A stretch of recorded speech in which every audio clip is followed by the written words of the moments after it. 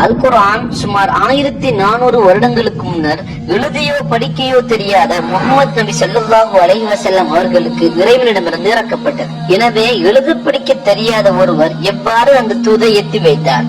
உங்களுக்கு தெரியும், பேச்சு வழியாக. சுமார் 23 வருடங்களாக இறங்கிய அல் குர்ஆனை அல்லாஹ்வுடைய தூதரை சுற்றி இருந்த நபித்தோழர்கள் எந்த நூலுருவிலும் காணவில்லை.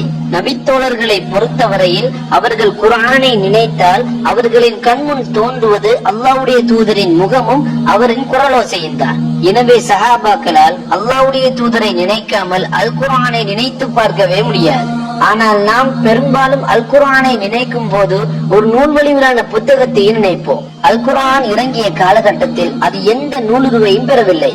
அது மட்டுமல்ல, அல் குர்ஆன் எந்த டேட்டா பேஸிலோ, எந்த இணையதளத்திலோ, எந்த சர்ச் என்ஜினிலோ பதிவேற்றப்படவும் இல்லை.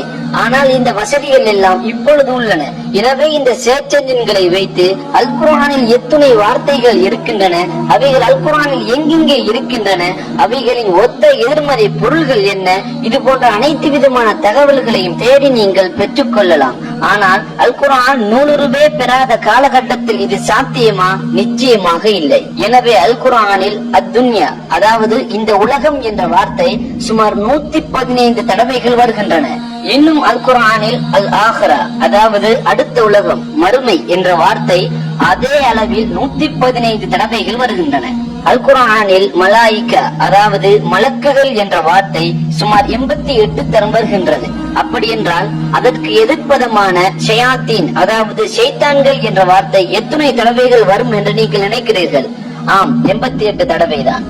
அல் குர்ஆனில் அல் ஹயாத், அதாவது வாழ்க்கை என்ற வார்த்தை சுமார் 145 தடவை வருகின்றது. அப்படி என்றால் அல் குர்ஆனில் 145 தடவை வரும் இன்னொரு வார்த்தை என்ன? சுப்ஹானல்லாஹ், நீங்கள் நினைப்பது போல மரணம் என்ற வார்த்தை தான். அஸ்ஸாலிஹாத், அதாவது நல்ல செயல்கள் என்ற வார்த்தை முழு குர்ஆனிலும் 167 தரம் வருகின்றது. அதற்கு எதிர் வார்த்தையான அஸ்ஸய்யியாத், அதாவது தீய செயல்கள் என்ற வார்த்தை அதே அளவில் 167 தரம் வருகின்றது. நம்பிக்கை என்ற வார்த்தை சுமார் 17 தடவை வருகின்றது. அதுபோலவே நம்பிக்கை இன்மை என்ற வார்த்தை அதே அளவில் 17 தடவை வருகின்றது. ஷைத்தான்களின் தலைவன், அதாவது இப்லீஸ் என்ற வார்த்தை சுமார் 11 தடவை வருகின்றது. இப்லீஸில் இருந்து பாதுகாப்பு தேடல் என்ற வார்த்தை அதே அளவில் 11 தடவை வருகின்றது. இன்னும் அவர்கள் கூறினார்கள் என்ற சொற்றொடர் சுமார் 332 தரம் வருகின்றது. அதற்கு எதிராக கூறு என்ற வார்த்தை 332 தரம் வருகின்றது. அடுத்ததாக மூலச்சொல்லை வைத்து பார்க்கும் போது அல் குர்ஆனில் தண்டனை என்ற வார்த்தை சுமார் 117 தடவை வருகின்றது. அதற்கு எதிராக மன்னிப்பு என்ற வார்த்தை எத்தனை தடவைகள் அல் குர்ஆனில் வருகின்றது என்று உங்களுக்கு தெரியுமா? நீங்கள் நினைப்பீர்கள் அதே அளவில் 117 தடவை வருகின்றது என்று. ஆனால் அப்படி அல்ல, அதன் இருமடங்கான 234 தரம் வருகின்றது. சுப்ஹானல்லாஹ், எவ்வளவு ஆழமான கருத்துடையது அல் குர்ஆன்.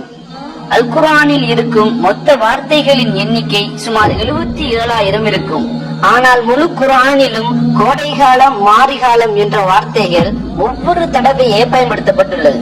இந்த உலகத்தின் மையத்தில், அதாவது அதன் மத்திய பகுதியில் பந்து வடிவத்தில் இருப்பது இரும்பு மூலகமாகும். இப்பொழுது அல்லாஹ்வுடைய தூதரின் காலத்தில் இந்த உலகத்தின் மையத்தில் எது இருக்கின்றது என்பதை அறிந்திருக்க முடியுமா?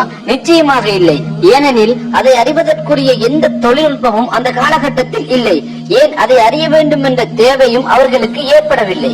ஆனால் அல்ஹம்துலில்லாஹ், தற்பொழுது இருக்கும் நவீன தொழில்நுட்பங்களை பயன்படுத்தி உலகத்தின் மையத்தில் இரும்பு இருக்கின்றது என்பதை அறிந்து கொண்டோம்.